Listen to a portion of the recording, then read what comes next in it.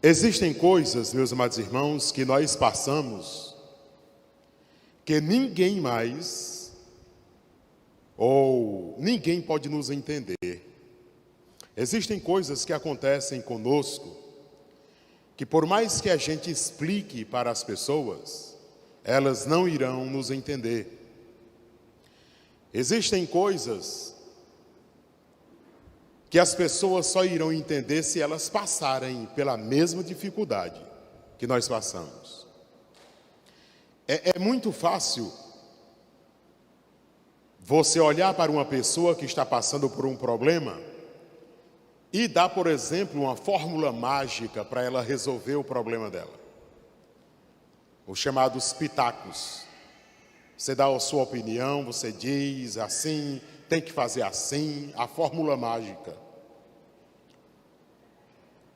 Mas, mesmo quando nós nos colocamos no lugar da pessoa que está com o problema, com a dificuldade, mesmo nós nos colocando no lugar dela, nós nunca vamos entendê-la ao certo, se nós não passarmos pelo mesmo problema.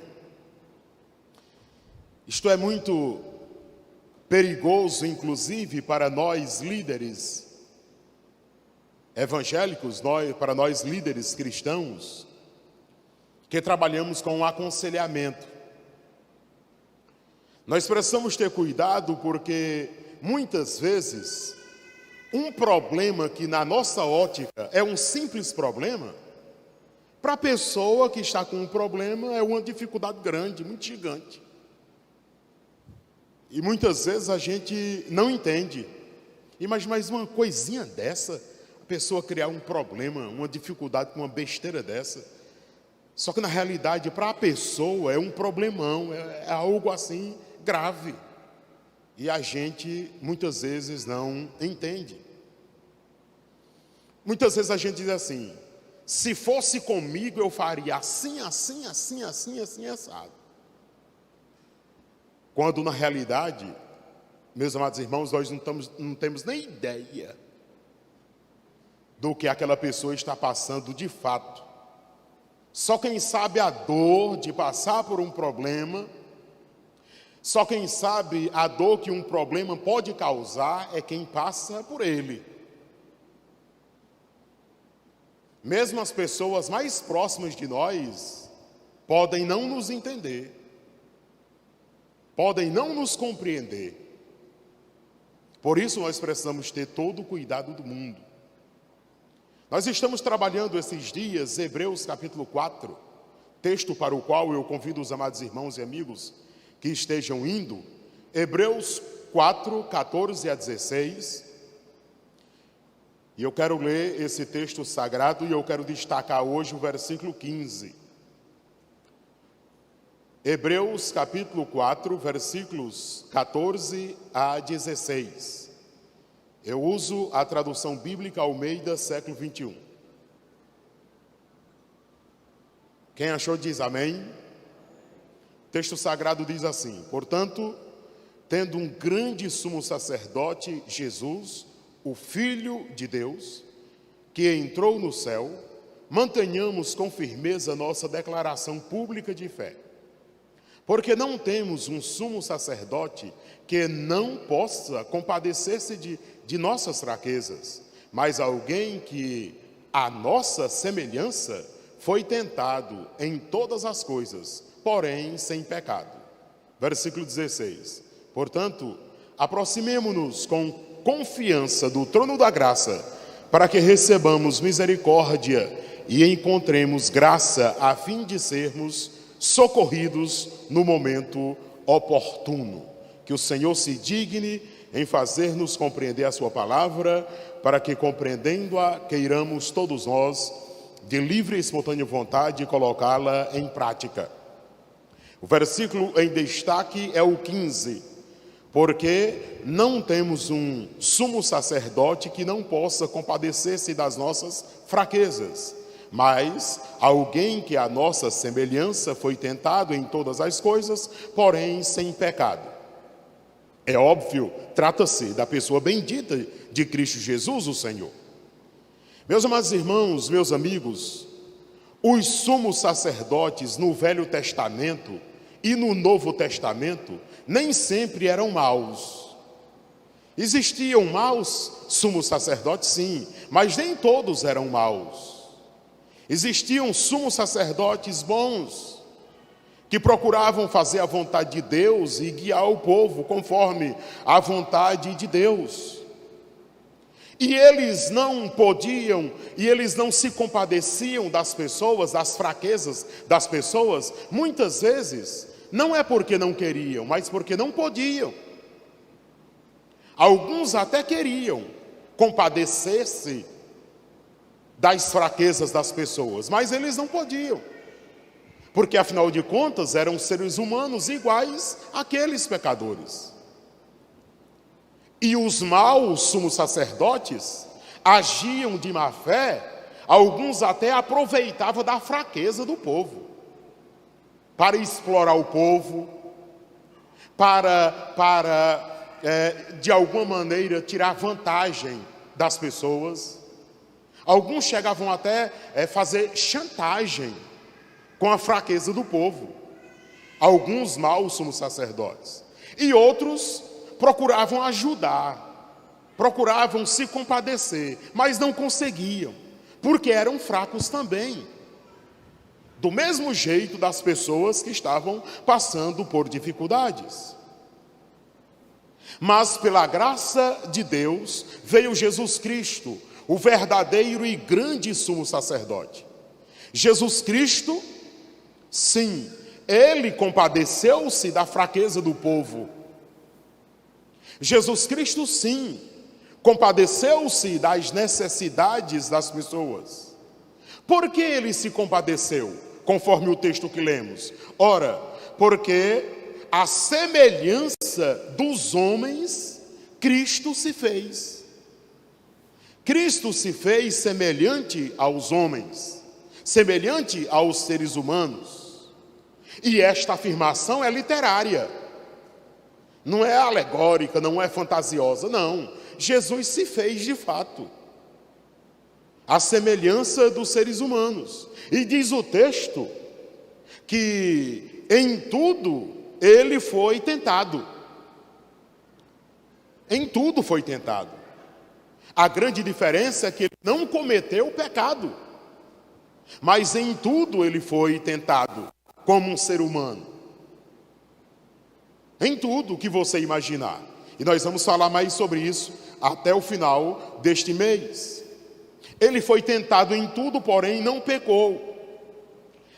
Jesus entende bem as fraquezas humanas, porque ele literalmente se fez homem.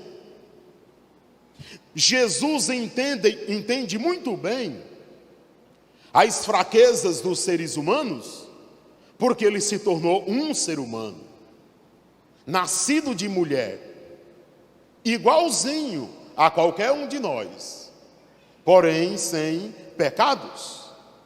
E eu faço aqui algumas e breves aplicações práticas desse texto sagrado. Primeira aplicação prática: Jesus te entende. Você pode dizer essa frase? Diga: Jesus me entende. Diga: Jesus me entende.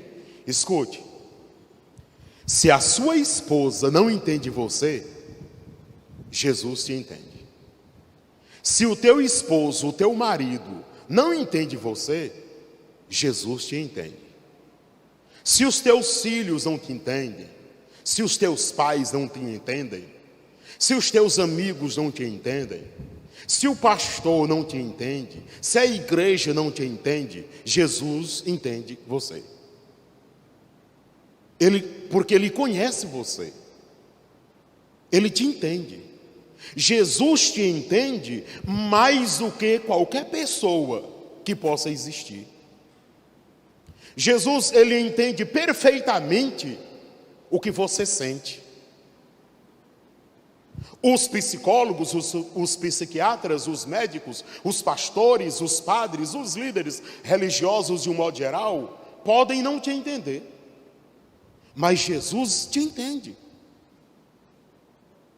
Porque ele se fez você. Ele fez-se uma criatura como você, como eu, como cada um de nós. Ora, e é interessante, meus amados irmãos, que às vezes a preocupação em sermos entendidos, a preocupação que nós temos e que as pessoas nos compreendam, nos entendam, isso causa-nos sofrimento ainda maior. Porque nós ficamos tentando explicar, tentando falar, tentando ser compreendido, entendido, e parece que ninguém não nos entende. E você veio aqui nessa noite para que o Senhor diga ao teu coração que Ele entende você perfeitamente, quando ninguém mais te entende. Mais do que isso, além de te entender, Jesus se compadece das tuas fraquezas. Jesus se compadece das minhas fraquezas. Jesus se compadece das nossas fraquezas. As pessoas à sua volta podem não compreender e não se compadecer das tuas fraquezas. Talvez alguns até julguem você por suas fraquezas. Talvez alguns até critiquem você por suas fraquezas. Talvez você até se finja de forte, para parecer forte, para que todo mundo veja que você é muito forte, que você é muito destemido, que você é muito aguerrido, e quando lá no fundo você sabe que você não é tão forte assim, que você não tem tanta força assim. E aí você sofre por todos os lados, tentando fazer com que as pessoas vejam que você é forte, quando na realidade você não tem força nenhuma. E as pessoas podem não se compadecer das suas fraquezas, mas Jesus se compadece das suas fraquezas. E um detalhe, Jesus não julga você. Jesus não te julga. Está muito claro aqui na Bíblia, que hoje, escute, isso é muito sério. Hoje, Jesus, Ele não te trata como se Ele fosse um juiz. Hoje, Jesus trata você como se Ele fosse o teu advogado de defesa. E nós sabemos, nós que somos leigos na advocacia, sabemos que a pessoa tem direito de defesa até quando ela comete um crime. Até quando ela comete um crime.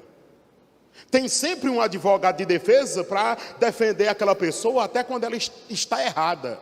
A mesma coisa acontece em relação a Jesus Cristo. Ele está hoje te defendendo, Ele não te julga por pecado nenhum que você comete. Ele só quer perdoar, que vai ser a outra aplicação prática. Jesus não julga você. Hoje Ele não está como juiz. Hoje ele não olha para você com um senso de juiz. Hoje Ele olha para você como um senso de defesa. É bem verdade que um dia, quem sabe amanhã ou depois, Ele virá e será juiz sobre você, porque a Bíblia diz isso. Mas hoje Jesus, Ele não está nos tratando como se Ele fosse o juiz, mas Ele está nos tratando como se fosse a nossa defesa. Ele vai voltar, e quando Ele voltar, aí sim, Ele não vai mais ser o nosso advogado de defesa, Ele vai ser o nosso juiz, Ele vai julgar a nossa questão. Mas hoje, Ele estende a mão para compadecer da tua fraqueza. Ele se compadece de você. Quando todos não se compadecem, Ele se compadece de você. Compadecer-se é estender a mão, é ter misericórdia. Jesus, Ele tem mais do que pena de você, Ele não tem dó de você, Ele tem misericórdia de você. Por isso Ele estende a mão para compadecer-se da tua fraqueza, seja ela qual for. Quem gosta de julgar e fazer juízo na vida dos outros somos nós. Mas Jesus não. porque ele quer nos acolher para uma transformação, Ele quer nos acolher, Ele nos junta perto de si para compadecer-se das nossas fraquezas, na finalidade de que nós sejamos restaurados.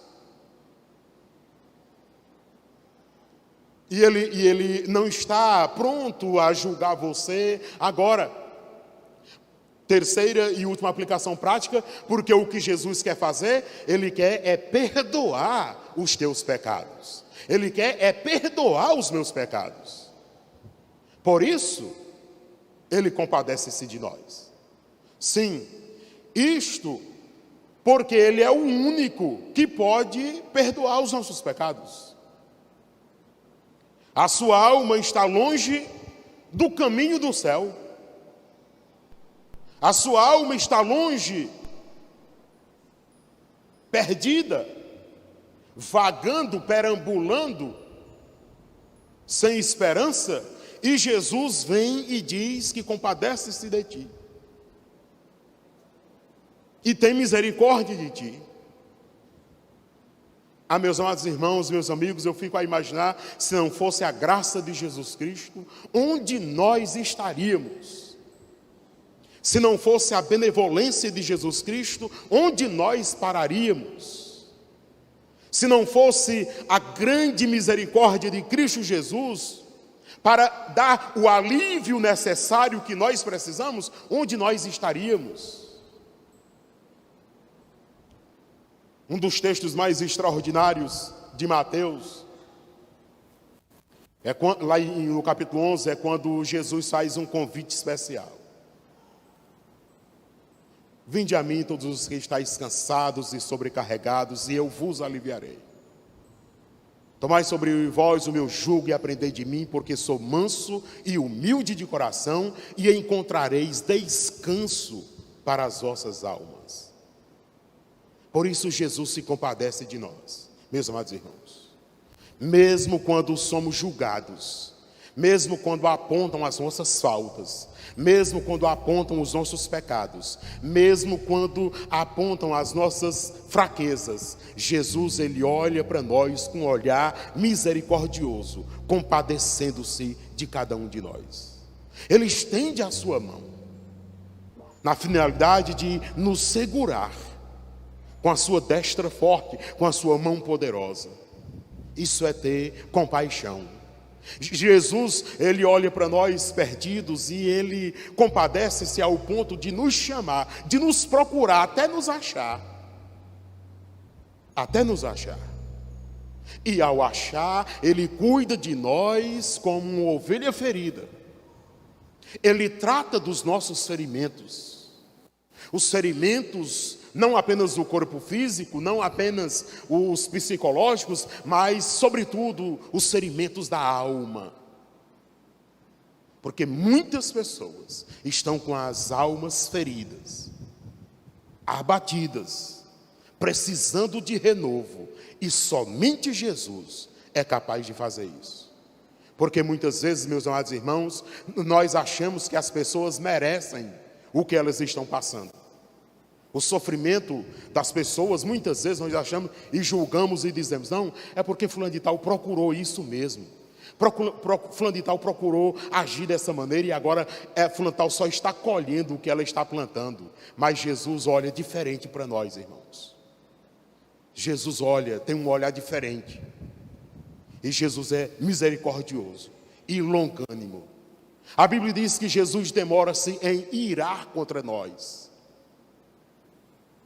As coisas que fazemos, que aborrecemos os nossos cônjuges, os nossos filhos, os nossos pais, as coisas que falamos e dizemos que aborrecem as pessoas e que elas ficam aborrecidas e muitas vezes com razão, Jesus olha e se compadece. E se compadece de nós. E Ele está de mãos estendidas, meus amados irmãos. Ele está de mãos estendidas, porque o nosso grande sumo sacerdote compadece-se de nós, como nenhum outro na história humana. Nunca houve, não há e jamais haverá Alguém que compadeça-se de nós como Jesus Cristo, o nosso Senhor. Alguém que verdadeiramente nos entende como Jesus Cristo. Quando os nossos pensamentos ficam confusos, aleatórios, vagando, e que ninguém consegue diagnosticar, que ninguém consegue saber, entender o que nós precisamos, o que nós queremos, Jesus sabe.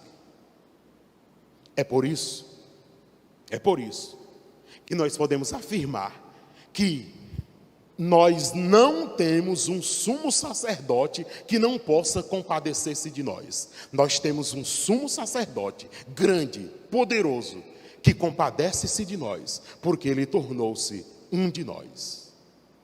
E ele viveu nessa terra, sem pecado, sem amar o pecado, para nos dar o exemplo que nós também podemos viver neste mundo, sem amar o pecado. Eu não diria sem pecar, mas eu diria sem nos afeiçoar ao pecado, sem planejar o pecado. Jesus compadece-se de nós.